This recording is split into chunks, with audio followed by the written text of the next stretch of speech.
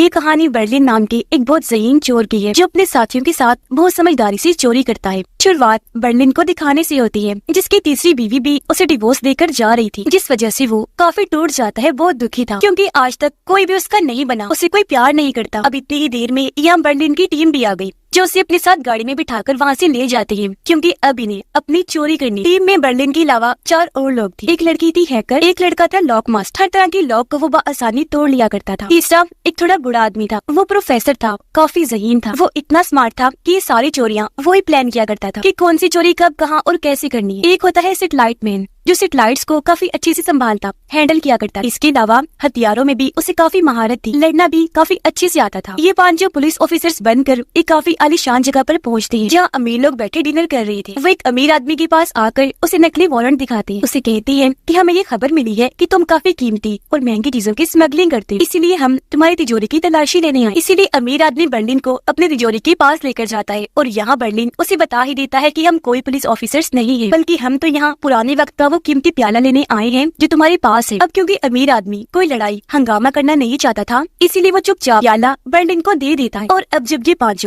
यहाँ से जाने लगते हैं, तो एक लड़का उनसे कहता है कि तुम लोग तो पुलिस ऑफिसर्स कहीं से भी नहीं लग रहे। इस वजह से बर्लिन को काफी गुस्सा, वो बहाने से उस लड़के को बाहर लेकर गया, उसे इतना रुलाता है कि वो घुटनों पर आ गया। बर्लिन को कहता है कि प्लीज मुझे छोड़ दो, मुझसे गलती हो गई। बर्लिन उसे कहता है कि सबके सामने स्मार्ट बनने की कोशिश ना करो, वरना मैं एक गोली से ही तुम्हारा सर उड़ा दूं। मैं ये भी जानता हूँ कि तुम ये सब कुछ अपनी दोस्त को दिखाने के लिए कर रहे हो कि तुम कितने बड़े हीरो हो। तुम जो हो उसके सामने वही रहो, उसके साथ प्यार से रहो, क्योंकि प्यार से बढ़कर इस दुनिया में कुछ भी नहीं। जिसके बाद अगले दिन वो एक होटल में जाते हैं, जहाँ अपनी चोरी का सारा प्लान करने वाली बर्लिन एक और लड़की को अपनी टीम में शामिल कर लेता है, जो इंजीनियर। इस लड़की को भी किसी ने धोखा दिया था, जिस वजह से वो दिमागी तौर पर थोड़ी कमजोर हो गई। अब क्योंकि वो पहले से काफी बेहतर हो गई थी, इसलिए चोरी में उनका साथ देने के लिए आ चुकी थी। जिसके बाद अब यहाँ बर्लिन और प्रोफेसर सबको अपना प्लान बताते हैं। वो बताते हैं कि इस प्याले की मदद से हम 44 मिलियन के जेवर की चोरी करने वाले। सब लोग इस प्लान को समझ जाते हैं, और अगले ही दिन ये लोग एक फादर से मिलने चर्च गए। बर्लिन फादर को बताता है कि मैं एक प्रोफेसर हूँ और ये सारे मेरे स्टूडेंट्स हैं। हमने एक रिसर्च की है, जिस दौरान हमें पता चला है कि आपके इस चर्च के नीचे बहुत सारा खजाना है, तो हम लोग यहाँ पर खुदाई करना चाहते हैं, ताकि ये देख सके कि यहाँ पर खजाना है भी या नहीं। ये सुनकर फादर काफी खुश हो जाते हैं, क्योंकि अगर सच में यहाँ पर खजाना है तो चर्च को इससे काफी फायदा होगा। फादर उन्हें बेसमेंट में लेकर जाता है और यहाँ पर खुदाई करने की इजाजत दे देता है। अब यहाँ पर सच बात ये थी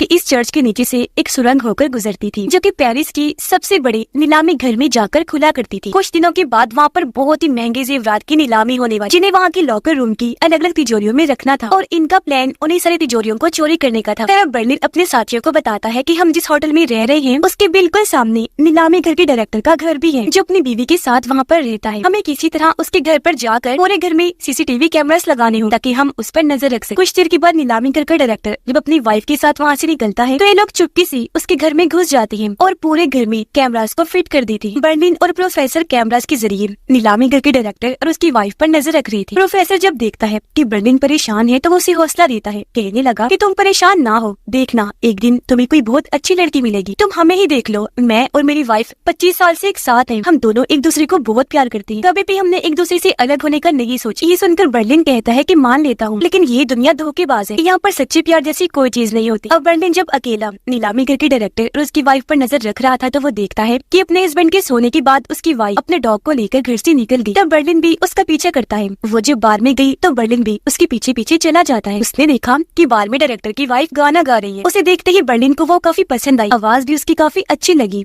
इसीलिए वो उसे हासिल करने का सोचता है। अगले दिन जब चर्च के फादर यहाँ पर आते हैं, तो सारे उन्हें ये बताने लगे कि आपके चर्च के नीचे से हमें एक बहुत पुराने वक्त का कीमती प्याला मिला है। असल में ये तो वो वाला प्याला था जिन्होंने सबसे पहले चुराया था। जानबूझकर प्याले को उन्होंने यहाँ जमीन के नीचे रख दिया, ताकि फादर को यही लगे कि यहाँ पर सच में कोई खजाना मौजूद है। उसे देखकर फादर की खुशी का कोई ठिकाना ही नहीं रहता, इसीलिए वो उन्हें और खुदाई करने की इजाजत दे देते हैं। अगले ही दिन से बर्लिन नीलामी घर की डायरेक्टर की वाइफ, जिसका नाम कमील था, उसके साथ दोस्ती करने की कोशिश करने लगता है। उसका पीछा करते हुए वो एक होटल में गया, उससे बातें करने लगता है। वो उसे अपना नकली नाम बताकर कहता है कि मैं यहाँ पर पेरिस में घूमने आया हूँ, कल रात बार में मैंने आपका गाना सुना था, जो मुझे बेहद पसंद आया है। वो यहाँ जानबूझ के कमील की पसंदीदा किताब भी लाया था, जिसे देखकर वो पूछती है कि आप ये पढ़ते हैं? बर्लिन कहता है जी हाँ, मुझे ये बहुत पसंद है। पर कमील यहाँ पर कोई जवाब दिए बगैर वहाँ से चली जाती है। बर्लिन सोचता है शायद मुझसे गलती हो गई है कोई, इसीलिए वो मुझसे दोस्ती करना नहीं चाहती। चाहती। खुदाई करते हुए उन लोगों को सुरंग मिल ही जाती है, इसीलिए वो और आगे खोदने लगते हैं ताकि अपनी मंजिल उस नीलामी घर तक पहुंच जाए। बर्लिन जब कमील की बातें सुनता है तो उससे पता चला कि उसकी अपने हस्बैंड से लड़ाई हो गई है, क्योंकि वो अपने हस्बैंड के साथ एक शो देखने जाना चाहती थी, लेकिन उसका हस्बैंड नहीं जा रहा था। तो इसीलिए अब बर्लिन अच्छे से कपड़े पहन लेता है ताकि वो उसके साथ जा सके। खुदाई के दौरान बेसमेंट में फादर आए, उनसे कहते हैं कि मैं वो कीमती प्याला अपने साथ ले जाना चाहता हूँ ताकि अपने यूनिवर्सिटी के प्रोफेसर को दिखा सकूं कि हमें यहाँ से ये मिला है। कैसे भी करके वो प्याले को वहाँ से ले जाने लगता है और ये लोग उसे रोक ही नहीं पाते। ये बात जब बर्लिन को पता चली तो उसे काफी गुस्सा आ गया। वो लॉक मास्टर को कहता है कि ये जिम्मेदारी तुम्हारी है, कैसे भी करके चाहे छीन की वो प्याला उस फादर से लेकर आओ जल्दी। जबकि खुद वो कमील से मिलने चला जाता है। उसके पास पहुंचकर कमील से पूछता है कि तुम कहाँ जा रही हो। जब उसने बताया कि मैं शो देखने जा रही हूँ तो बर्लिन भी उसके साथ चलने के लिए तैयार हो जाता है। उधर लॉक मास्टर और इंजीनियर लड़की बाइक पे बैठकर वहाँ से निकल जाते हैं। फादर से वो कीमती प्याला छीनकर वो जब यहाँ से भाग रहे थे तो तभी यहाँ पर फादर के कुछ दोस्त आ जाते हैं जो उन्हें रोक लेते हैं, लेकिन जैसे तैसे उन्हें चकमा देकर प्याला लेकर वो यहाँ से भागने लगे। तब फादर के दोस्त भी उनका पीछा करने लगते। लॉक मास्टर और इंजीनियर लड़की अब पार्किंग एरिया में जाकर छूट गयी, लेकिन फादर के दोस्त उन्हें ढूंढ लेते हैं और प्याला उनसे छीन लेते हैं। इस वजह से दोनों काफी डर गए, जल्दी से यहाँ से भाग जाते हैं कि इससे पहले कोई और मुसीबत आए। रात को बर्लिन और कमील जब वापस आए तो यहाँ हम नोटिस कर लेते हैं कि वो एक दूसरे के काफी करीब आ गई है, यानी उनकी अच्छी दोस्ती हो गई। इसलिए दोनों एक दूसरे को अपना अपना नंबर दे। अगली सुबह सेटेलाइट मैन हैकर के कमरे में जाता है उसे कोई मदद मांगने के लिए, साथ ही वो उसे दोस्ती करने की भी कोशिश करता है, लेकिन हैकर उसे ऐसा जाहिर करके दिखाती है कि मैं बहुत सख्त हूँ, लेकिन अंदर ही अंदर वो भी सेटेलाइट मैन को पसंद करने लगी। अब प्रोफेसर लॉकमैन और इंजीनियर लड़की के पास आते हैं जो बहुत ज्यादा घबराए हुए थे। प्रोफेसर उन्हें तसल्ली देते हैं कि देखो अब डरने की जरूरत नहीं है, क्योंकि जब तुमने प्याला फादर से छीना था तो वो तभी काफी डर गई थी, इसलिए उन्होंने अब वो प्याला चुपचाप ही मेरे हवाले कर दिया है, ये कहकर कि आइंदा की बात मैं बेसमेंट में नहीं आऊंगा और तुम अपनी खुदाई जारी रखो। उधर कमील बर्लिन से मिलने के लिए खुद ही आ जाती है उसके पास, लेकिन यहाँ बर्लिन के लिए एक मुसीबत थी, वो उसे कमरे में लेकर नहीं जा सकता था, क्योंकि अगर कमील अंदर आती तो कंप्यूटर्स का सेटअप देखकर वो पकड़ा जा सकता था। वो कमील को कहता है कि हम यही बात कर लेते हैं, मैं तुम्हें अंदर नहीं लेकर जा सकता क्योंकि तुम शादीशुदा हो, अगर हमें किसी ने देख लिया तो अच्छा नहीं होगा। ये सुनकर कमील को बहुत बुरा लगा, वो नाराज होकर वहाँ से चली जाती है। ये देखकर बर्लिन को भी काफी बुरा लगा, इसलिए वो भी उसके पीछे पीछे चला जाता है। लिफ्ट में आकर उसे मनाने के लिए गले से लगा लेता है और यहाँ इनके बीच ताल्लुक शुरू हो जाता है। अगले दिन वो फिर से खुदाई करते हैं और वहाँ पर पहुँच जाते हैं जहाँ पर पहुँचना चाहते थे, यानी नीलामी घर के बिल्कुल पास, लेकिन आगे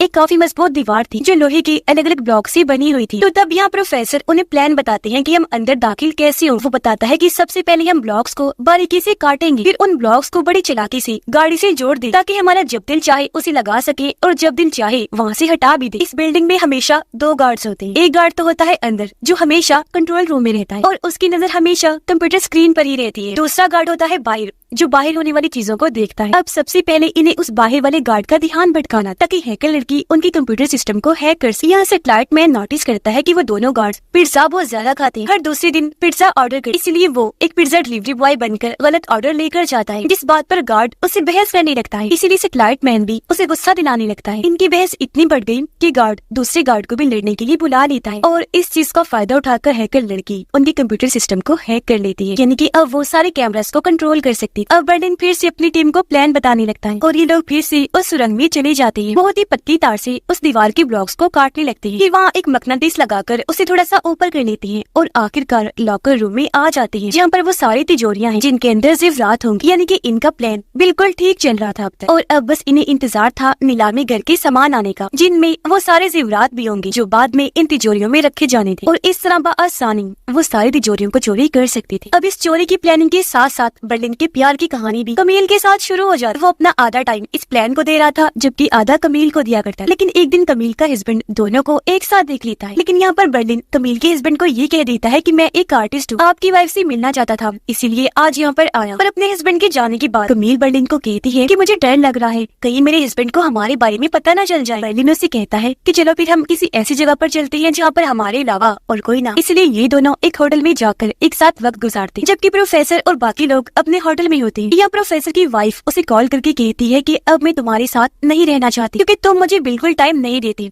ये सुनकर प्रोफेसर के होश उड़ जाते हैं। वो काफी हैरान और परेशान हो गया ये सोचकर कि मेरी वाइफ तो मुझे इतना प्यार करती थी, मैंने कभी सोचा ही नहीं था कि वो मुझे छोड़ के चली जाए, और अब आखिरकार वो मेरे साथ ऐसा कैसे कर सकती है। जाहिर है इस वजह से प्रोफेसर को काफी धक्का लगता है। तब उसका चेहरा देखकर इंजीनियर लड़की समझ जाती है कि जरूर इसकी वाइफ ने डिवोर्स दे दी है। अब सेटेलाइट मैन लॉक मास्टर से कहता है कि मुझे बताओ मेरी बाइक तुमने कहाँ रख दी है, क्योंकि जब तुम फादर से प्याला छीनने गई थी तभी के बाद से मैंने अपनी बाइक नहीं देखी। इस पर हैकर लड़की उसे सारी बात बता देती है कि प्याला छीनने के दौरान हम पर भी हमला हो गया था, इसलिए वो बाइक वहीं पर रह गई, और अब मुझे डर लग रहा है क्योंकि अगर वो बाइक पकड़ी गई तो हम भी पकड़े जाएंगे। वजह यह है कि जिस पासपोर्ट पर वो बाइक है वो असली है। ये सुनकर तो लॉक मास्टर और भी डर जाता है और बताता है कि वो बाइक अब जरूर फादर के गुंडों के पास हो। रात को इंजीनियर लड़की प्रोफेसर के पास आकर कहती है मुझे पता है आप काफी दुखी हैं, क्योंकि मैं खुद भी जानती हूँ कि दिल टूटना कैसा होता है। प्रोफेसर कहते हैं मैंने ऐसा कभी नहीं सोचा था कि मेरी वाइफ मुझे एक दिन छोड़कर चली जाए। इंजीनियर कहती है कि मुझे इसके पीछे कोई और वजह लगती है, जरूर आपकी वाइफ का किसी और के साथ चक्कर चल रहा है, इसीलिए वो आपको छोड़ना चाहती है। ये सुनकर प्रोफेसर को काफी हैरत तो हुई, लेकिन इस बारे में वो छानबीन करने लगता है। जहाँ जल्दी उसे पता चल गया कि ये सच है, मेरी वाइफ सच में किसी और के साथ हो चुकी है। बर्लिन और कमील जब एक साथ थे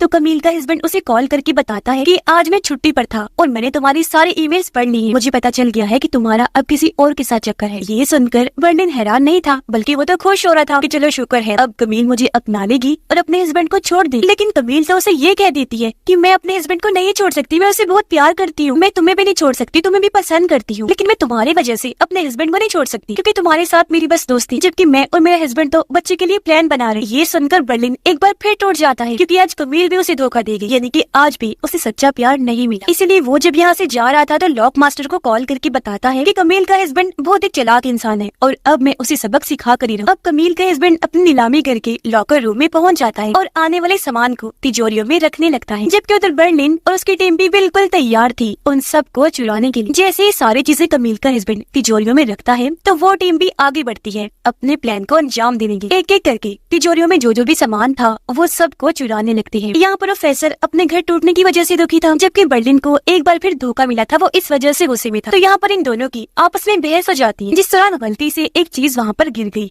जिससे आवाज पैदा हुई, और ये आवाज कमील का हस्बैंड नीलामी घर का डायरेक्टर सुन लेता है। इसीलिए वो गार्ड को कहता है कि जल्दी जाओ लॉकर रूम में चेक करो वहाँ पर कोई है तो नहीं। और अब जब सिक्योरिटी गार्ड वहाँ पर चेक करने के लिए आया तो ये सब लोग जल्दी से वहाँ पर छुप गए, तो गार्ड उन्हें देख ही नहीं पाता, उसे लगता है कि यहाँ पर सब कुछ ठीक है। अब ये लोग भी बड़ी चालाकी से सारी तिजोरियों को चोरी कर लेते हैं और चुपचाप यहाँ से निकल भी जाते। अब ये लोग प्लान करते हैं कि हम यहाँ पर अपनी हर एक चीज को हटा देंगे, साफ सफाई भी कर देंगे, ताकि किसी को भी कभी शक ना हो कि हम यहाँ पर आए और हमने ये चोरी। अब हालांकि उन्होंने ऐसे कपड़े पहने हुए थे कि यहाँ पर उनका बाल भी नहीं गिर सकता था, लेकिन वो फिर भी यहाँ पर सफाई करते हैं ताकि कोई भी सबूत यहाँ पर रह ना जाए और पुलिस इन तक पहुँच ना जाए। रात के वक्त बर्लिन लॉक मास्टर के साथ कमील के हस्बैंड के घर जाता है। यहाँ वो उसे एक दवाई सुगाकर बेहोश कर देते हैं, फिर उसके पूरे घर से ये लोग कैमरास को निकाल देते हैं। फिर बर्लिन लॉक मास्टर को कहता है कि अब से हम सारे अलग अलग होटल्स में रुकेंगे और कोई भी बाहर नहीं निकलेगा, क्योंकि अगर कोई बाहर आया तो हम पकड़े जा सकते, यानी कि एक रात के लिए उन्हें अंडरग्राउंड सबसे छुपकर अलग अलग रहना पड़े। ये कहकर वो लॉक मास्टर को यहाँ से भेज देता है, जबकि खुद कमील के हस्बैंड के कपड़े पहनकर उसके फार्म हाउस में जाता है और जो जेवरात इन्होंने चुराए थे उनमें से एक लॉकेट के टुकड़े करके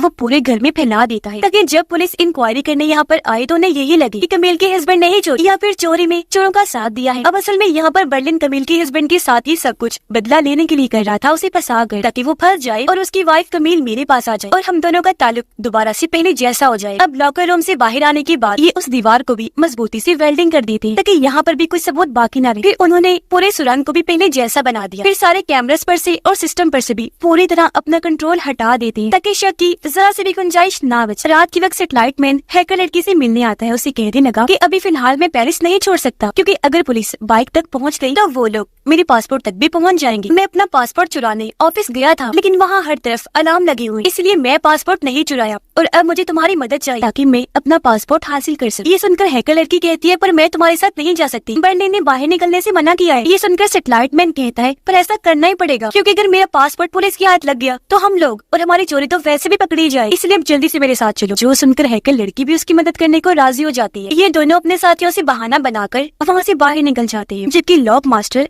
इंजीनियर लड़की के कमरे में आ जाता है। इंजीनियर लड़की लॉक मास्टर से पूछती है कि तुम्हारी उंगली पर टैटू कैसा बना हुआ है, जिस पर दोनों एक दूसरे को देखकर मुस्कुराने लगे क्योंकि ये भी एक दूसरे को पसंद करती थे। हैकर और सैटेलाइट मैन उस ऑफिस में पहुंच जाते हैं। हैकर यहाँ के सिस्टम को हैक करके उसका पासपोर्ट निकालने की कोशिश करती है, लेकिन सिक्योरिटी गार्ड उन्हें देख लेता है और पूछता है कि तुम लोग कौन हो और यहाँ पर क्या कर रहे हैं। तब हैकर कहती है कि मैं यहाँ की नई वर्कर हूँ, लेकिन तभी यहाँ पर और भी वर्कर्स आ जाते हैं जो हैकर से उल्टे सीधे सवाल जवाब करने लगते हैं। इसी दौरान हैकर के कंप्यूटर में एरर आने लगता है। इन्हीं पासपोर्ट निकलने में गड़बड़ी आ रही थी। ये देखकर गार्ड हैकर को कहता है कि तुम्हें कंप्यूटर को दोबारा से चलाना होगा, रीस्टार्ट करना होगा। अब ऐसा करने के लिए गार्ड जब टेबल के नीचे जाता है तो वो वहाँ पर सैटेलाइट मैन को देख लेता है जो छुपा हुआ था। अब एक तरफ हैकर उसका पासपोर्ट डिलीट कर रही थी, जबकि गार्ड सैटेलाइट मैन पर गन तान लेता है। पूछता है कि बताओ आखिर तुम दोनों कौन हो और यहाँ पर क्या करने आए हो। सैटेलाइट मैन उसकी तरफ कुछ फेंक कर मारता है, जिससे उसकी गन नीचे गिर गई। गन को जल्दी से हैकर उठाकर उन्हीं पर तान लेती है। वो उनसे झूठ बोल देती है कि हम लोग चोर हैं और यहाँ पर चोरी करने के लिए आए हैं। दोनों उनसे कुछ पैसे भी छीनते हैं और यहाँ से भाग निकलते हैं, जिस बात से दोनों ही काफी खुश हो गए। लॉक मास्टर और इंजीनियर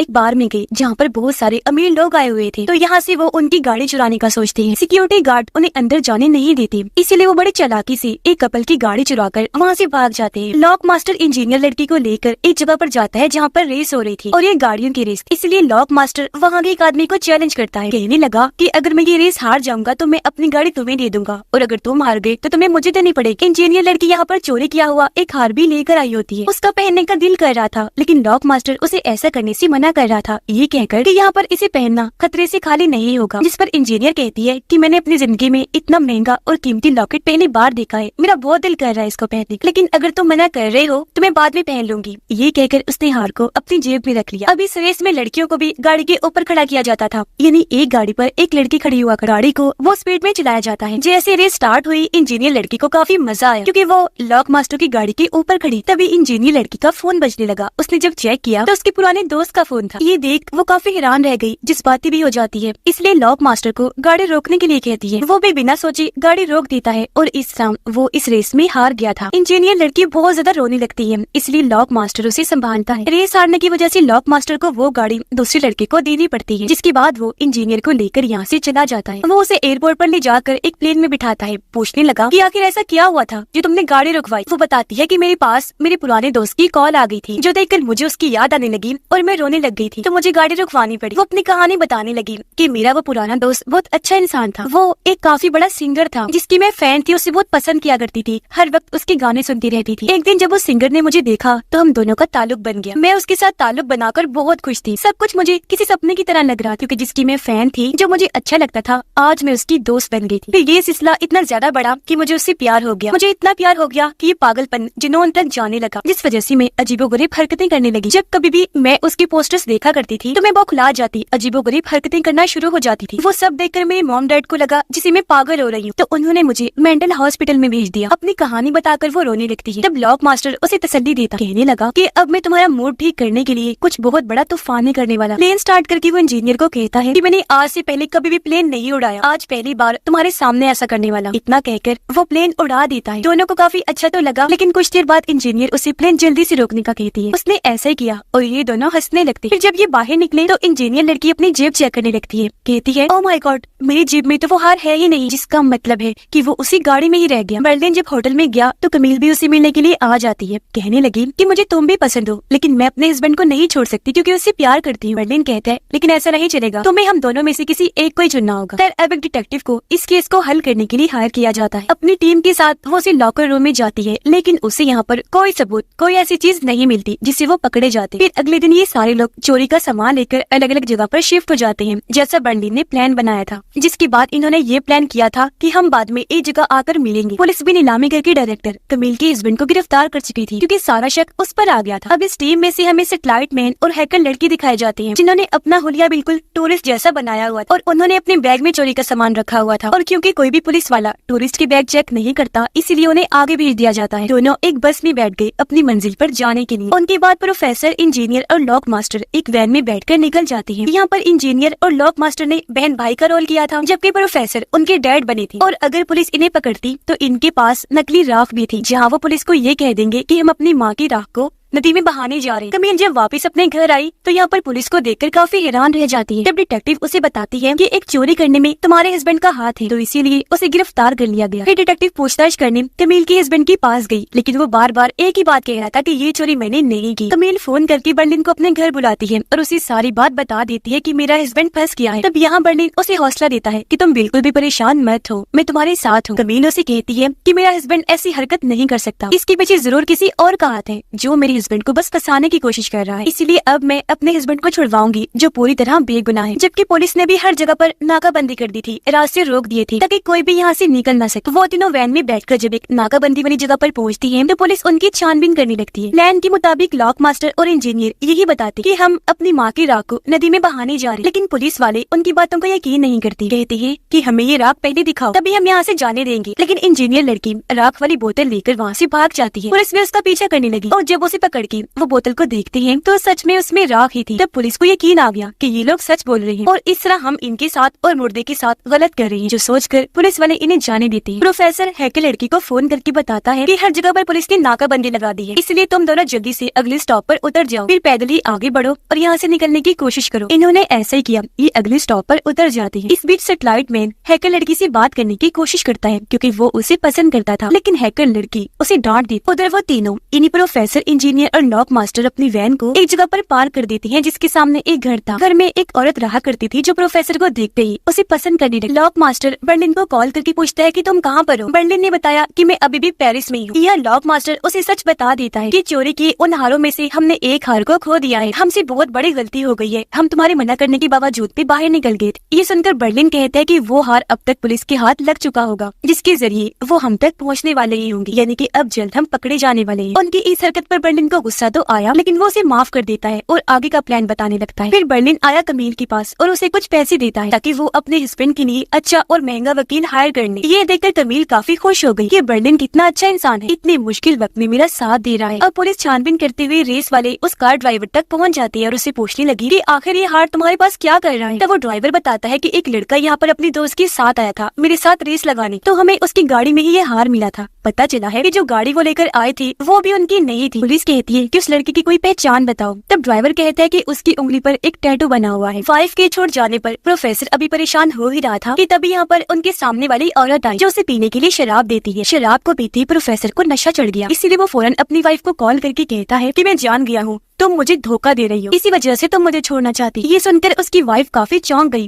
कहती है अच्छा मुझे माफ कर दो, ऐसा कुछ भी नहीं है और मैं बस तुमसे ही प्यार करती हूँ। लेकिन प्रोफेसर फिर भी उस पर काफी गुस्सा करता है। अब कुछ ही दूरी के फासले पर वो औरत भी बैठी हुई थी जिसने प्रोफेसर को शराब पिलाई। वो उसकी सारी बातें सुन ली। हैकर लड़की जंगल में जब टॉयलेट करने गई तो उसके पैर पर एक जहरीला सांप काट लेता है। वो चिल्लाने लगी। मदद के लिए सैटेलाइट मैन को आवाजें लगाने लगती है, इसलिए वो जल्दी से भागकर आता है। उसकी मदद करने के लिए चाकू से पहले उसके पैर पर कट लगाता है और उसका खून चूसकर बाहर निकालता है। उसने देखा कि हैकर लड़की की जुबान सूज रही है। वो काफी फिक्रमंद हो गया कि कहीं इसे कुछ हो न जाए, तो वो उसे अपनी पीठ पर उठाकर वहाँ से निकल गया ताकि कोई मदद मिल सके। अब केस की छानबीन करने के लिए 2 और फीमेल इंस्पेक्टर्स को हायर किया जाता है। दोनों आपस में ये बातें कर रही होती हैं कि चोर जो भी थे बहुत स्मार्ट थे, उन्होंने बहुत बारीकी से यहाँ पर चोरी की है, उन्होंने यहाँ पर कोई भी सबूत नहीं छोड़ा, जिस वजह से उन्हें पकड़ना बहुत मुश्किल है। लेकिन चाहे जो भी हो जाए हम उन्हें पकड़ के ही रहेंगे। कमील बर्लिन के साथ जेल में अपने हस्बैंड से मिलने जाती है। उसे बताने लगी कि ये है मेरा दोस्त बर्लिन जो हमें पैसे देने के लिए तैयार है ताकि तुम्हारे केस के लिए हम अच्छा सा वकील हायर कर लें। जिस पर पहले तो उसका हस्बैंड मना कर देता है, लेकिन उसके कहने पर वो मान भी जाता है। सैटेलाइट मैन हैकर लड़की को लेकर रोड तक आ गया जहाँ इनके सामने पुलिस की गाड़ी आकर रुकती है। वो जब उनसे मदद मांगता है तो पुलिस उन्हें हॉस्पिटल ले जाने लगती है। प्रोफेसर उस औरत के घर उसकी बोतल वापस कर देंगे। वो कहती है मैंने तुम्हारी सारी बातें सुन ली है, तुम्हारी वाइफ तुम्हें धोखा दे रही है ना, तो इसलिए अगर अब तुम चाहो तुम उससे दोस्ती कर सकते हो। जिस पर प्रोफेसर खुश हो गया और ये दोनों आपस में बातें करने लगते। लॉक मास्टर और इंजीनियर जो मछली पकड़ रही थी तो शक होने की वजह से पुलिस उनका पीछे करते करते यहाँ भी आ गई। लगातार पुलिस उन पर नजर रखी हुई थी। वो दोनों गले से लग जाते हैं, जो देखकर पुलिस को काफी हैरत हुई क्योंकि उन्होंने तो कहा था हम दोनों बहन भाई हैं। और अब जब लॉक मास्टर अपने सर पर हाथ रखता है तो पुलिस उसकी उंगली पर टैटू बना हुआ देख लेती है। तो यहाँ पर पुलिस को यकीन हो गया कि उन चोरों में से एक चोर ये भी है। कमील से मिलने उसकी दोस्त आई। तब कमील ने उसे बताया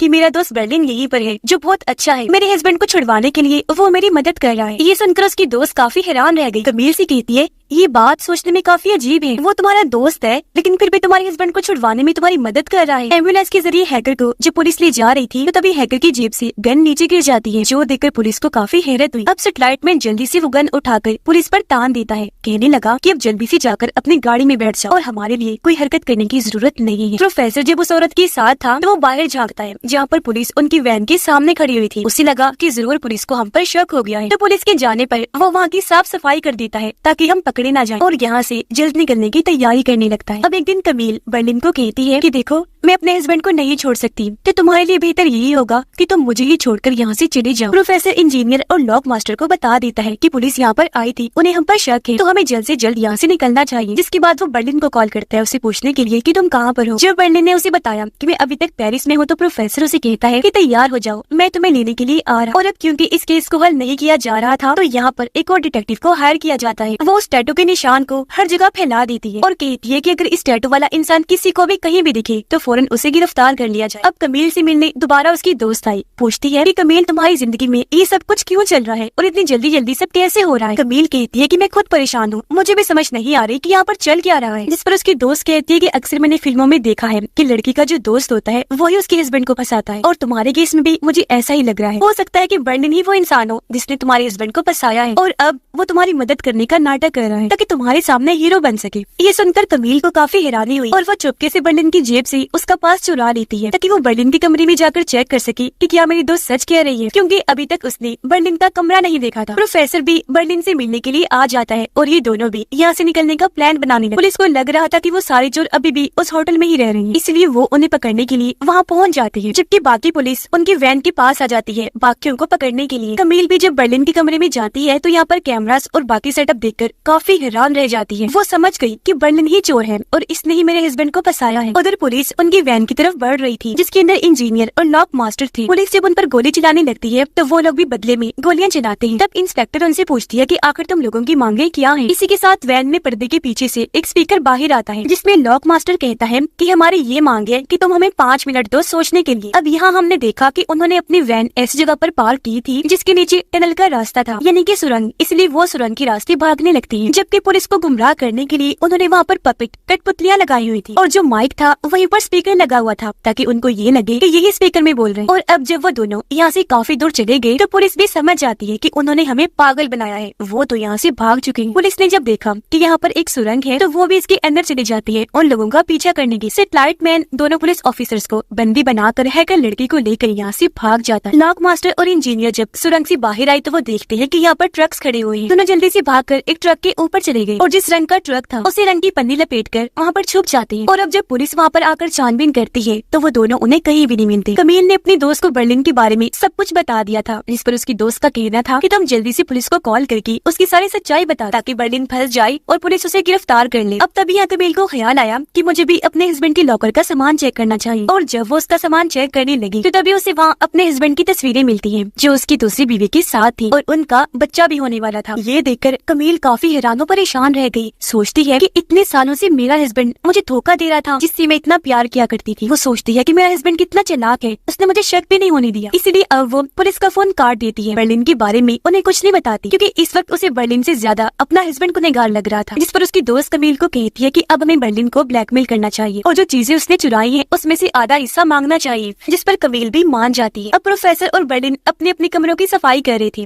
ताकि जब पुलिस यहाँ पर आए छानबीन करने के लिए तो उन्हें कुछ भी न मिले। हैकर और सेटेलाइट मैन भी पुलिस को बेहोश करके एक कश्ती में अपने साथ ले जाते हैं। इंजीनियर और लॉक मास्टर जिस ट्रक पर थे वो भी चल पड़ता है, जिस वजह से वो काफी खुश थे क्योंकि उन्हें यकीन था कि अब हम बिना किसी रुकावट के अपनी मंजिल पर पहुंच जाएं। इसी बीच बर्लिन हैकर को कॉल करके उसे सीसीटीवी कैमरास को हैक करने को कहता है ताकि वो लोग पुलिस को गुमराह कर सके। हैकर ने जल्दी से कैमरास को हैक कर लिया तो प्रोफेसर और बर्लिन एक ट्रक में बैठकर वहाँ से निकल जाते हैं, जिससे आखिर पुलिस उन्हें बिल्कुल भी नहीं पकड़ पाती। फिर यहाँ से वो 2 लड़कों की बाइक रेंट पर लेती है। फिर थोड़ा आगे जाने पर पिज्जा डिलीवरी बॉय बन जाते हैं। आगे चलकर उन्होंने साइकिल ली और पहाड़ों पर वो चढ़ाई करने लगते हैं। ऐसा वो इसलिए कर रहे थे ताकि कोई भी पुलिस वाला उन पर शक न करे और उनका ये प्लान कामयाब भी हो रहा था। और अब आखिरकार हैकर और सेटेलाइट मैन सही सलामत कश्ती से वहाँ से निकल जाते। सेटेलाइट मैन हैकर को कहता है कि मैं तुमसे बहुत प्यार करता हूँ। जब तुम्हें सांप ने काटा था मैं बहुत फिक्रमंद हो गया। ये सुनकर वो काफी खुश हो गई और अब यहाँ वो भी अपने प्यार का इजहार करती है कि हाँ मैं भी तुमसे बहुत प्यार करती हूँ। जिसके बाद वो सभी अपनी मंजिल पर पहुँचते हैं जो एक ही थी। सब यहाँ पर मिले और हंसी खुशी वहाँ से निकल जाते हैं। ये लोग इतनी बड़ी चोरी करके उसमें कामयाब होकर बहुत खुश थे और सही सलामत वहाँ से निकल जाते। इसके बाद हमें कुछ महीनों के बाद का वक्त दिखाया जाता है। बर्लिन कमील को अभी भी नहीं भूला था, इसलिए एक दिन जब कमील उससे मिलने आई तो बर्लिन काफी खुश हुआ और वो उसे सब कुछ सच सच बता देता है कि हाँ मैंने ही तुम्हारे हस्बैंड को फंसाया था क्योंकि मैं तुमसे प्यार करता हूँ, तुम्हें हासिल करना चाहता हूँ। बाहर कमील की दोस्त भी थी जो उसकी इन बातों की रिकॉर्डिंग कर रही थी क्योंकि इस रिकॉर्डिंग की मदद से वो बर्लिन को बाद में ब्लैकमेल करने वाली थी। साथ ही अब यहाँ पुलिस डिपार्टमेंट भी पूरी तरह नाकाम ही रह गया था क्योंकि कैसे भी करके ये उन्हें पकड़ ही नहीं पाई थी, पर उन्हें यकीन था कि वो लोग दोबारा चोरी जरूर करें। इसलिए पुलिस अब इस मौके की तलाश में थी कि जब वो चोरी करेंगी तो हम फौरन उन्हें पकड़ लेंगे। और अब अगले दिन कमील और उसकी दोस्त बर्लिन से मिलने आते हैं। वो बर्लिन को ब्लैकमेल करने लगती है कि हमारे पास तुम्हारी रिकॉर्डिंग है जो हम पुलिस को दे देंगे और अगर तुम चाहते हो कि हम ऐसा ना करें तो चोरी किए हुए पैसों में से 40% हमें भी दो। ये सुनकर बर्लिन मुस्कुरा दिया,